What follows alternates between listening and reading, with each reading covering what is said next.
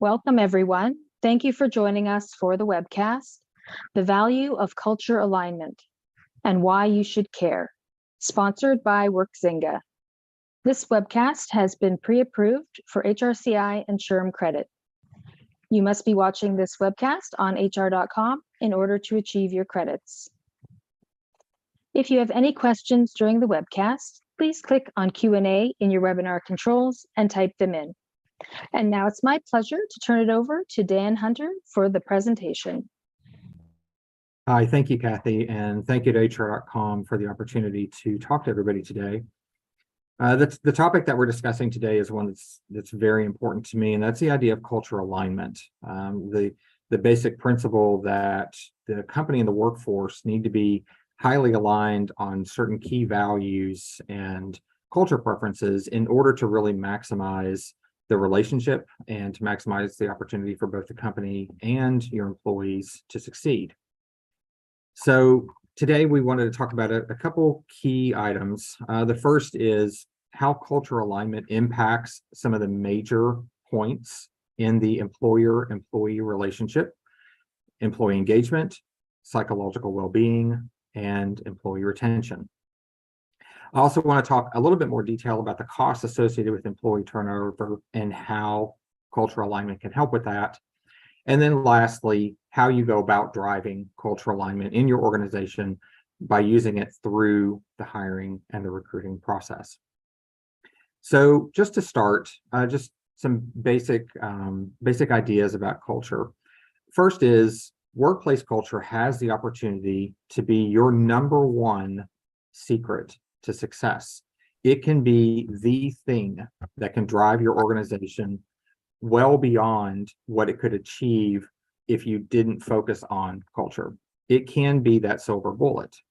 But likewise, workplace culture can also be the thing that can absolutely impede and be an obstacle to your company's success. It can be the thing that also holds you back. It has the power to be both. Good culture, though, requires very deliberate work. You can't simply just sit back and let it happen. You have to make intentional choices in order to achieve good workplace culture. Workplace culture is going to develop regardless of what you do. You can be intentional or not, you are going to have some form of culture in your organization. You can either take control and build the culture that you want, or you can just sit back and allow it to develop on its own and take your chances at what you're going to get. So when I think about workplace culture and I'm talking with companies about what their culture is, and we're talking about and defining what their particular organizational culture is, I start with a series of questions. Things like, how are decisions made in your organization? Who's at the table during those decisions? Whose opinion do you value? Are you seeking outside opinions, and do you specifically look for differing opinions in order to challenge the status quo? What's the organization's tolerance for risk? Are you an organization that typically pushes the envelope and values risk-taking, or are you looking for something that's a little bit more reserved? What emphasis does your organization put on stability versus growth? Are you more of a fortifying organization, or are you looking for something that's innovative and pushing the envelope? What role does the individual play in your organization? Is an employee a means to an end in order to achieve a revenue target or market penetration? Or is the organization valuing the individual as the center point, and you achieve your organizational goals by investing in your people first? What is the role of the person? How is trust established in the organization? Do you start from a position of trust and build on it, or do you ask for it to be earned? These questions and many others allow you to begin forming thoughts and opinions about what your current culture is, and maybe what you like about it and don't like about it. So frequently, when companies are talking about their workplace culture, there are many places where it's specifically discussed. Things like mission and vision statements, your core values, which are stenciled on your break room wall or in your lobby, the code of conduct that you publish and that you want your employees to adhere to, the DEI statements that you put forth talking about your embracing diversity and equity policies, maybe even your onboarding videos talk about your culture. But what's important to consider here is that all of these are places where you're talking about culture. These are intentional words and sentences that you're choosing to describe your culture. It's not necessarily an accurate representation of your culture, though. These are all things where you're talking about what you want your culture to be. But what is it actually? I believe culture is actually revealed in a very different set of places. You see culture every day in the daily communication between your employees, between employees and their leaders, between your clients and you, between your vendors and you. Daily communication is where you see a lot of culture actually happening. When you think about those decision-making policies that I talked about before, that is absolutely a great representation of your culture. What opinions do you value? Who do you want to hear from? Who makes the decisions? And how are they distributed throughout the organization? When you look at your recruiting policies and your hiring practices, that's also an excellent representation of your culture. Who gets interviewed? How are candidates screened? What are the criteria? All of those decisions tell everybody within your organization and everybody outside your organization what you value and a little bit about your culture. I also include your compensation and pay policies in this as well. I know a lot of people would look at that and question and assume that that's just a financial consideration, but it absolutely is not. When you think about how you create your pay bands, how you make your initial offers, who is receiving the base, who is getting an offer that's farther into the band, what are you basing bonuses on? All of those tell your employees what you value and what you find important. So if you don't consider compensation to be one of those times when your culture is expressed, you're missing an opportunity to really evaluate your company's culture. When you look at your inclusion practices, and not your DEI statements, but what actually happens, that is an excellent place to do a deep dive and understand what your company is actually valuing.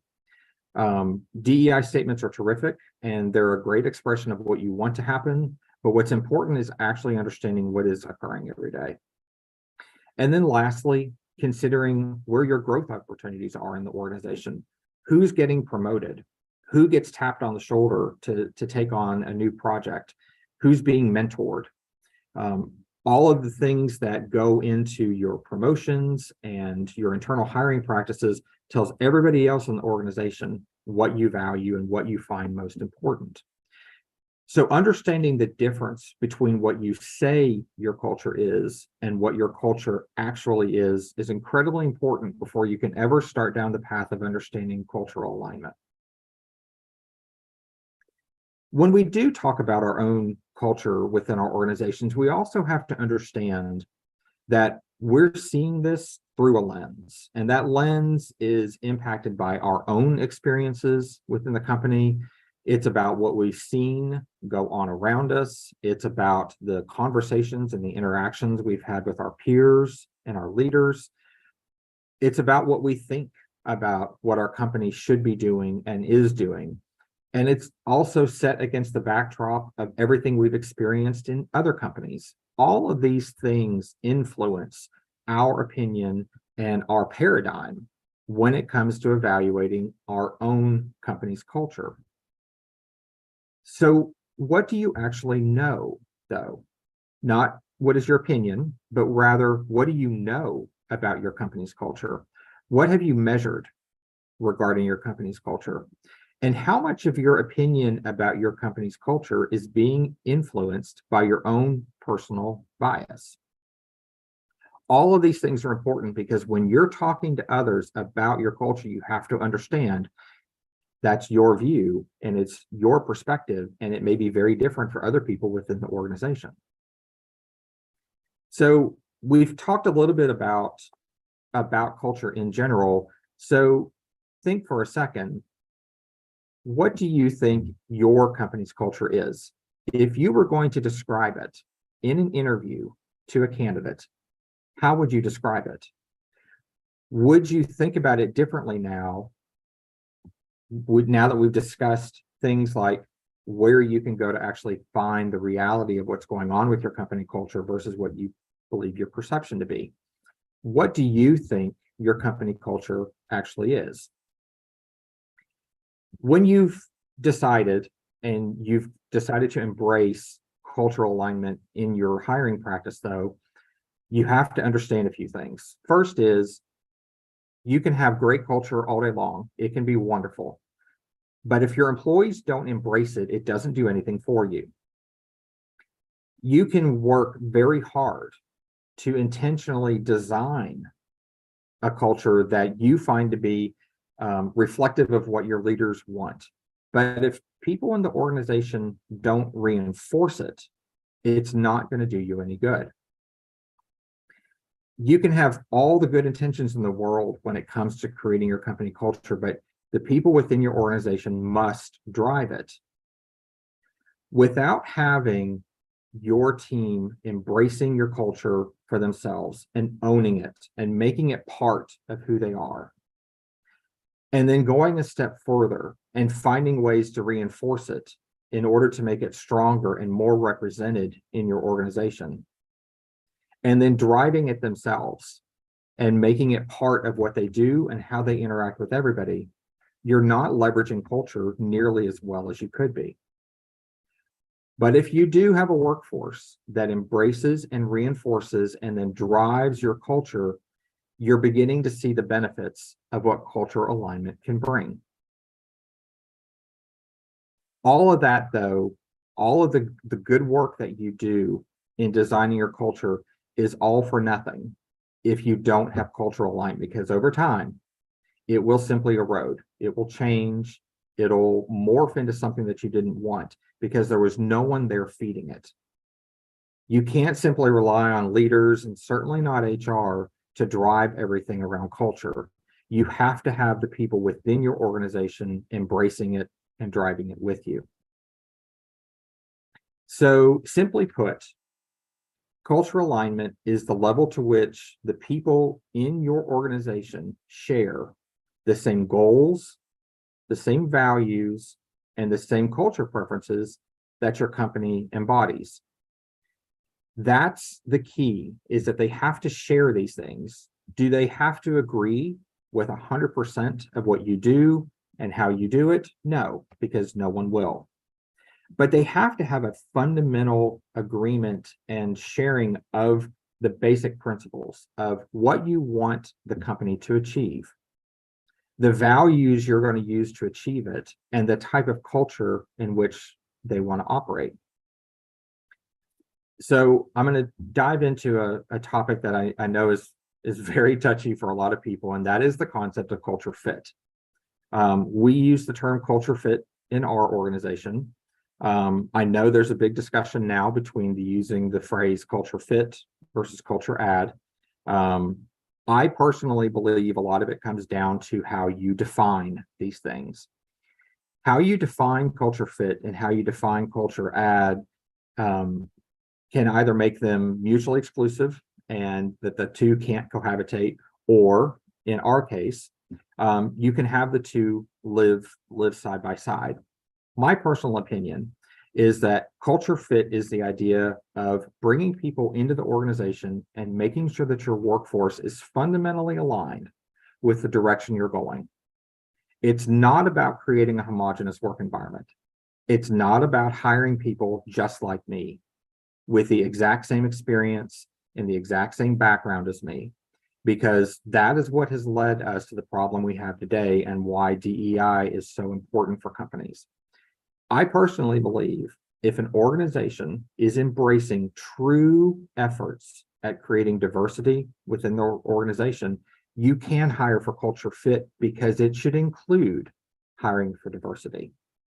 But I do believe fundamentally that if you lack a shared sense of values and the direction the company wants to go, it's not going anywhere. So whether we call that fit or call it add or call it anything else, what it really comes down to is not the word we're talking about, it's the actions. What exactly are you asking of your employees? Who are you hiring? What are the criteria you're looking for? What do you want them to share with you? So that's kind of our opinion regarding fit versus add. And I really think it comes down to what are you actually doing, not what are you calling it. So to get back to the idea that cultural alignment can add to the organization, I want to talk now about those three areas. And there are many, many pain points I could have chosen. The list is endless.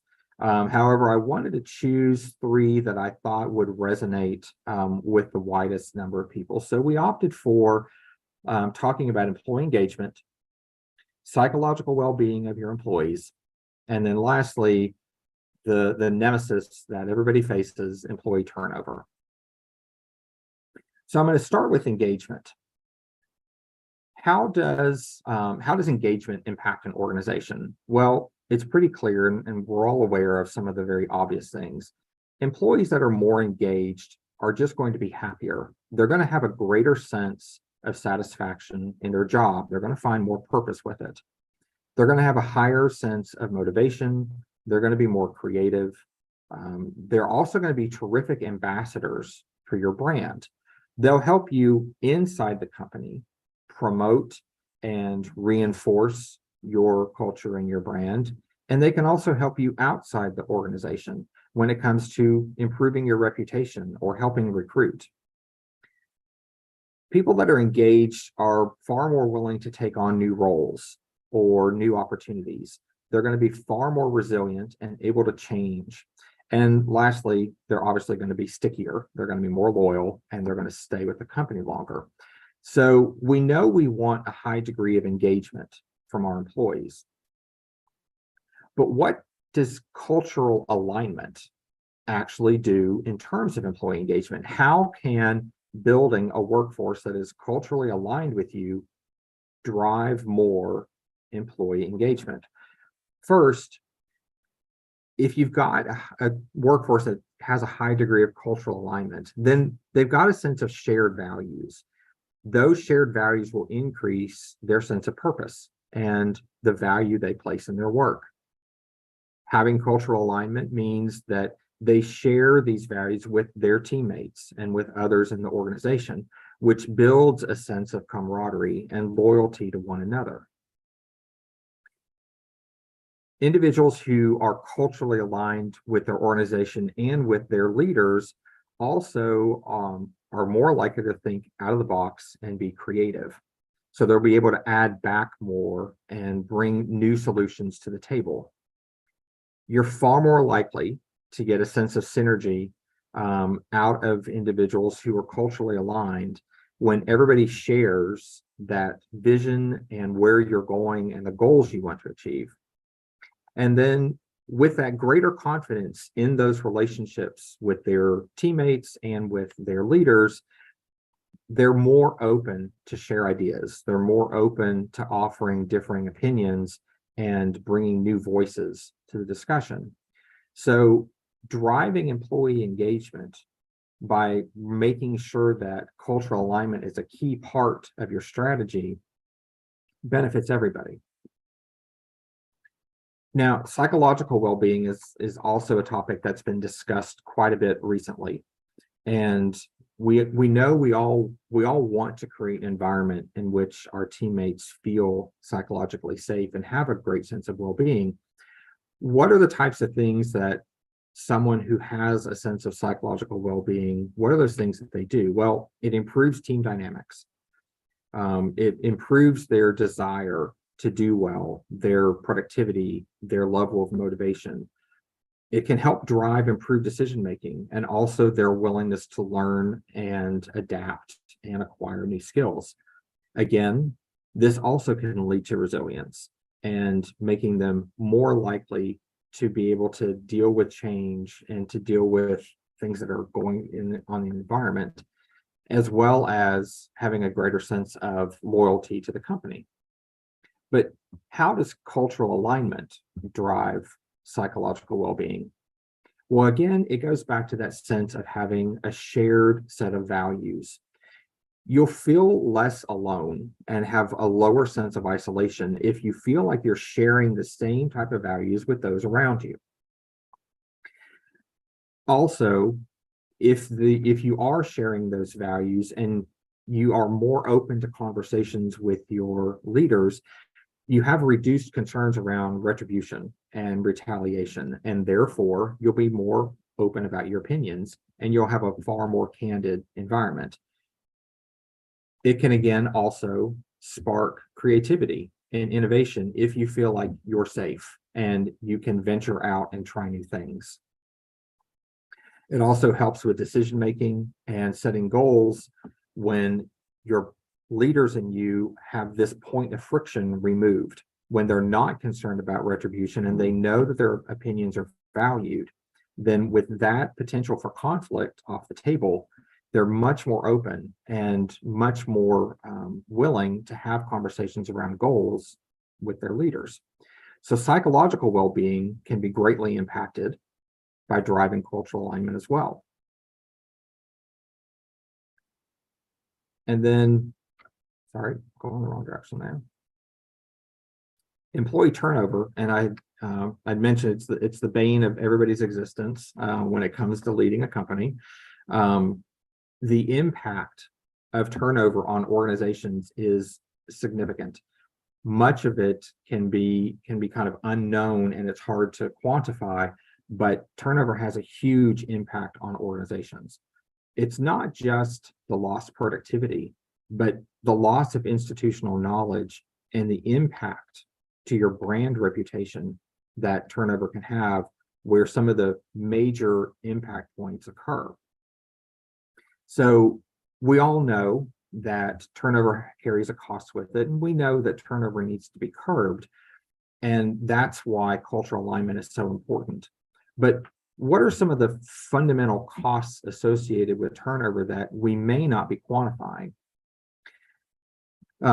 According to the Bureau of Labor Statistics, the employee turnover number for 2022 was about 33%, which means that at least 1 out of 3 positions are turning every year on average in companies. Some companies have far higher turnover rates. When you talk about the costs associated with turnover, it's not simply the cost of having a recruiting department or the cost of posting a job on LinkedIn or Indeed. Those recruiting expenses are certainly part of the expense associated with turnover. But when you look at the downstream effect of everything else that goes into it, you begin to see why using solutions like cultural alignment makes sense.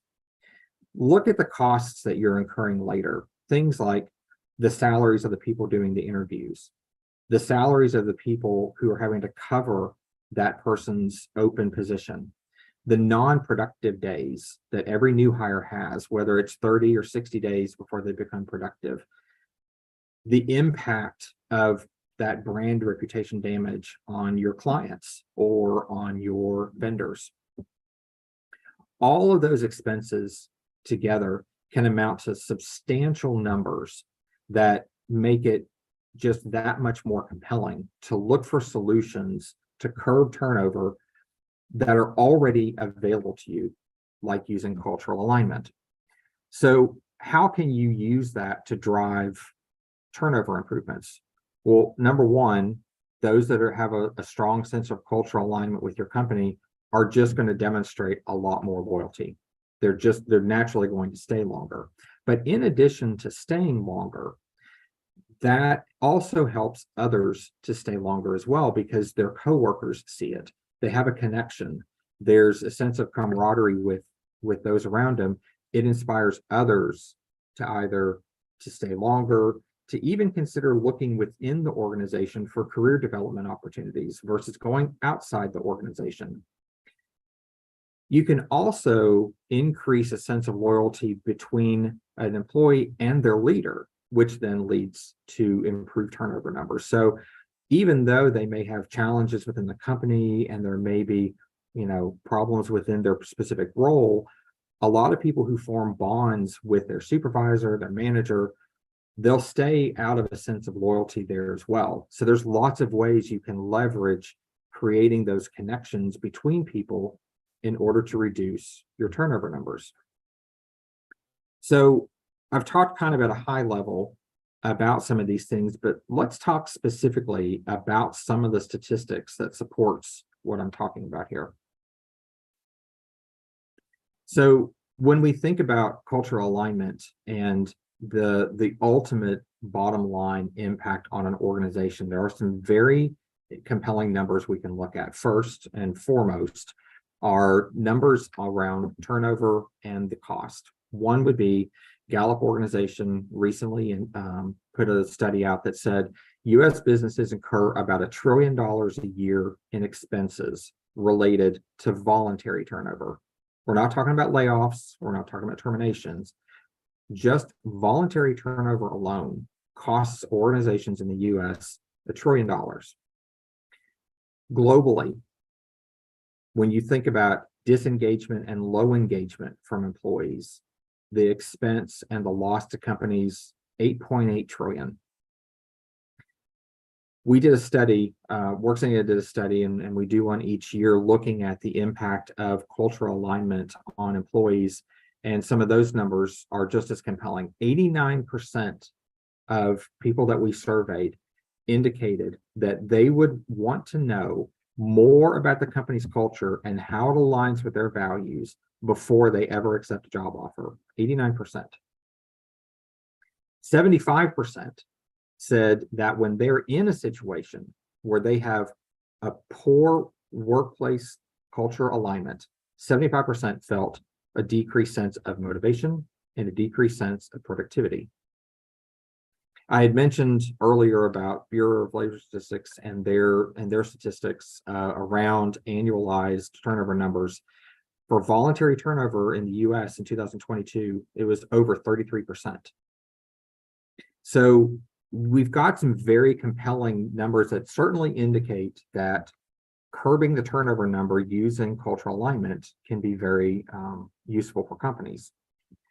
Some other stats that we've looked at: disengaged employees will typically leave an organization at least 2.5 times more frequently than those employees who have a higher level of engagement. When surveyed, U.S. managers said by a margin of 9 out of 10 that a candidate's alignment with their culture was equal to or even more important than the skills and experience that person brought to the table. So this and many other stats certainly back up the point that when you're looking at the levels of engagement and you're looking at the levels of cultural alignment in companies in the US, we all need to work harder in order to make sure that we're getting the most out of the resources we have, and those human resources that we have need to be culturally aligned with us. So if we've established that it's important, now the question is, okay, so how do you do it? How do you go about making sure that your workforce is as aligned as possible with your organization? Unfortunately, if you're looking at your current workforce, there's not much you can do for the employees that are already in the organization in order to force them to be aligned with you. We know that's simply not possible. You can certainly encourage people, you can provide incentives, you can move that a little bit, but to wholesale simply change people so that they suddenly are aligned and agree with you on some of these values, it's not going to happen. You can do things to mitigate it. You can certainly do things to encourage them to have the behaviors that you're looking for, but we all know You can't just make people change.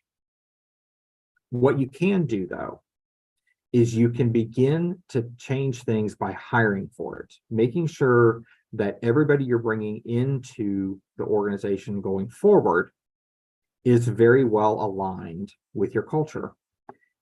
True cultural alignment really starts during the recruiting process. But once you do hire for it, you have to make sure that you're doing things deliberately to make sure that you're fostering it throughout that person's life cycle with you. You can't simply bring somebody in who is very well in tune with what you're looking for and then do nothing to encourage and foster that. So the important thing to look at going forward is, how do we hire for cultural alignment? It starts with step one being, you have to understand your own company's culture. And we talked about this at the beginning. You have to know, what type of atmosphere is this person going to be walking into on day one? What's the leadership style that this person is going to be interacting with? Who is this person's manager, director going to be? What's that person's leadership style? If you don't know the leadership style of your hiring manager, you're missing a critical part of the hiring process, because on day one, this person's going to be reporting to somebody. Are they in tune on what they're looking for? Does the hiring manager have a very hands-on style? Is this candidate looking for someone that gives them more autonomy? If you don't know the leadership style of the hiring manager, you're missing something that's key. What types of incentives are used for this particular role? What are the motivators that you're employing here in order to get the most out of this particular position? What are the workplace beliefs that you actually espouse in your organization? And again, I mentioned earlier, not talking about the things that are published and that you promote, but rather what's reality. Step one has to be a very comprehensive understanding of what your culture actually is. There is no way to hire others to mesh with your culture if you don't have an accurate and authentic understanding of what your culture actually is in the first place. You don't know what your starting point is. So step one, do you know your company's culture? So step two is a similar question, but the other side of the coin. You have to also have a very clear and authentic understanding of what your candidate's looking for.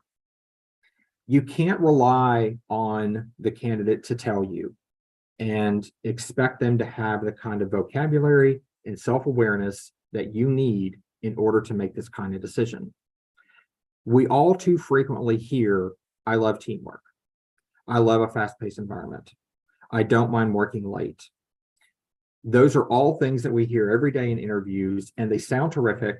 And it sounds like, great, this person's going to work well with us. But we all know the reality that many, many times people come into interviews and they're selling the very best version of themselves possible. But that's not enough.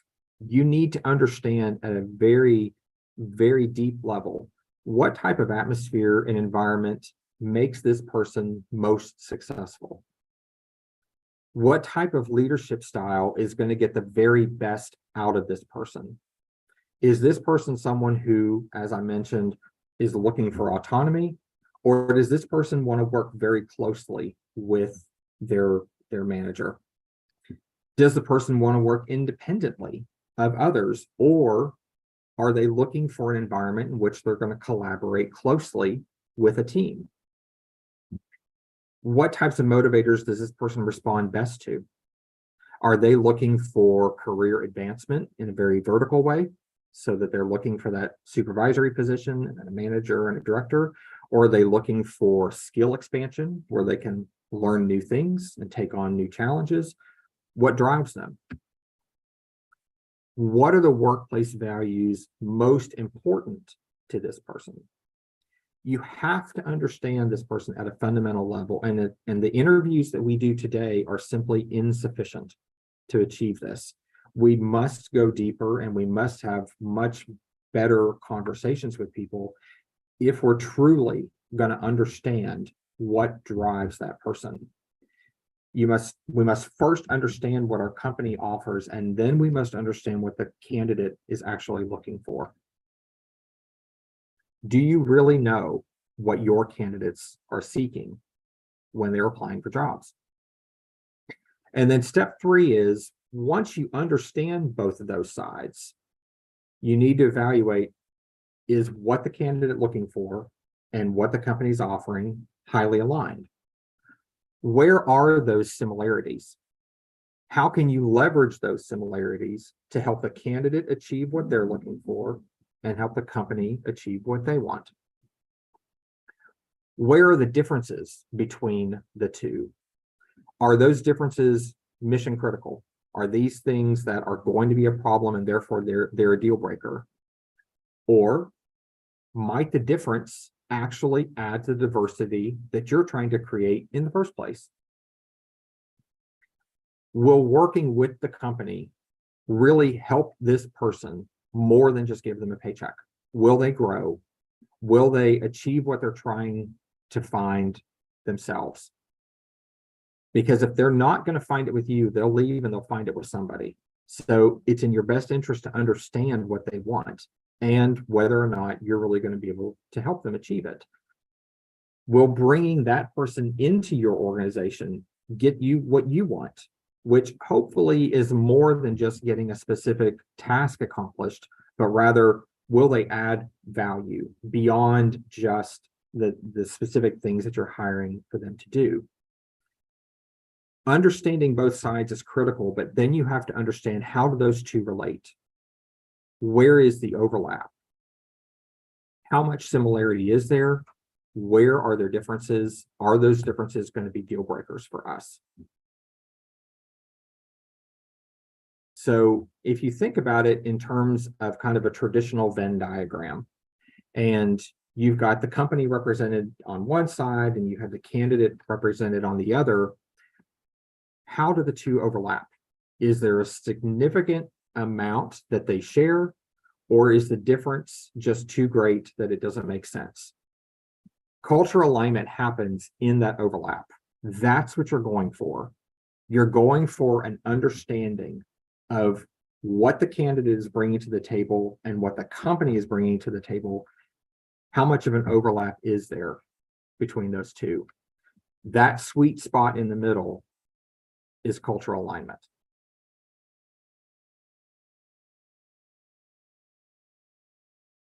I'm looking through Q&A real quick. Okay.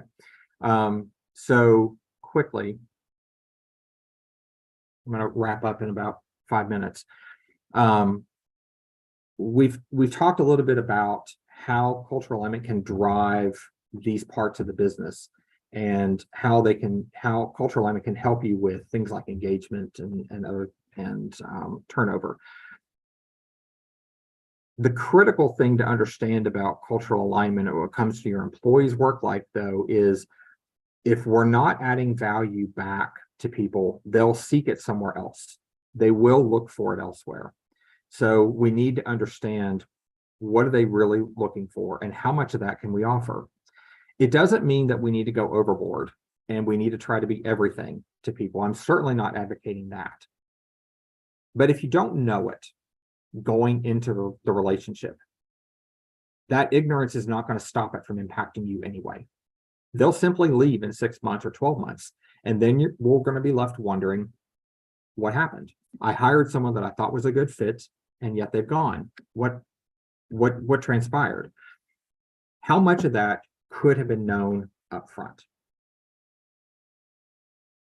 We've talked a little bit about the statistics, and those statistics, they're all footnoted, so you can look at the citations and explore some of those articles. There's a lot of information out there talking about the value of culture when it comes to engagement and how you can hold on to people within your organization by both embracing the idea of culture as a strategy, but also the idea of culture alignment specifically. We talked a little bit about the need for authenticity and an objective understanding of both your own culture and also what your candidates are looking for. But it is super critical, and I can't overstress it enough. In order to really achieve any movement when it comes to using culture as a strategic advantage during the hiring process, it all starts with an objective understanding of your own culture. Without that, there's no way to get started.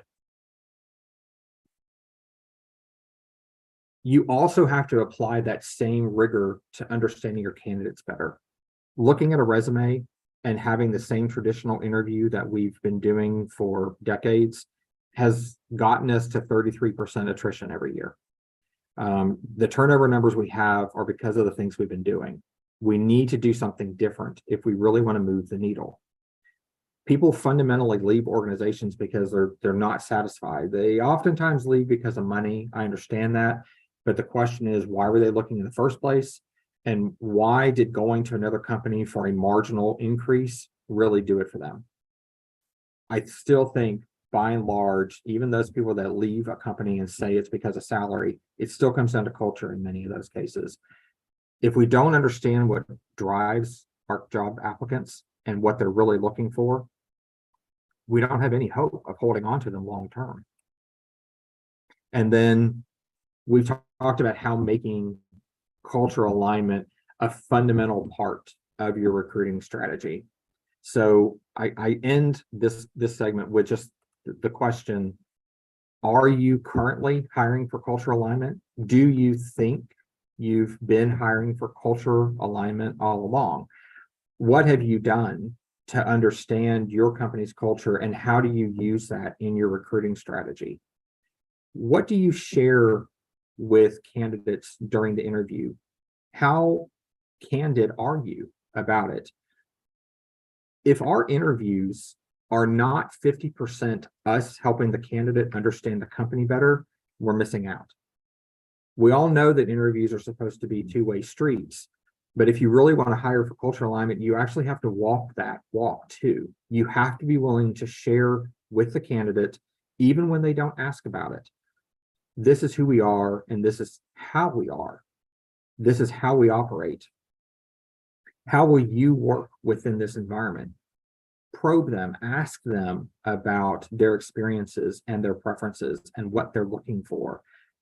I mentioned that they oftentimes won't volunteer it themselves. You're going to have to dig, but it's in your best interest to do that. It's in your best interest to understand it further, because if we're not meeting their needs, they will go elsewhere to get them met. So it should be more than just simply looking through a resume and trying to understand if they're going to be, able to perform this job technically.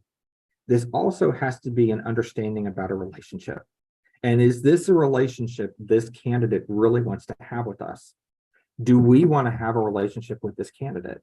If we don't understand that at a truly fundamental level, then we're not going to move the needle on any of the things that are important, whether it be engagement or turnover or anything else for that matter. Cultural alignment in the recruiting process is all about amping up the interview and making the best decision possible. So if we're looking for a silver bullet, there's not going to be one that's going to solve everything. But I do firmly believe that if we make culture a cornerstone part of our recruiting strategy, then it'll begin to turn the tide on everything else that comes afterwards. So that's the end. I'm 1 minute ahead of my schedule of my formal presentation, so I'll open it up to Q&A.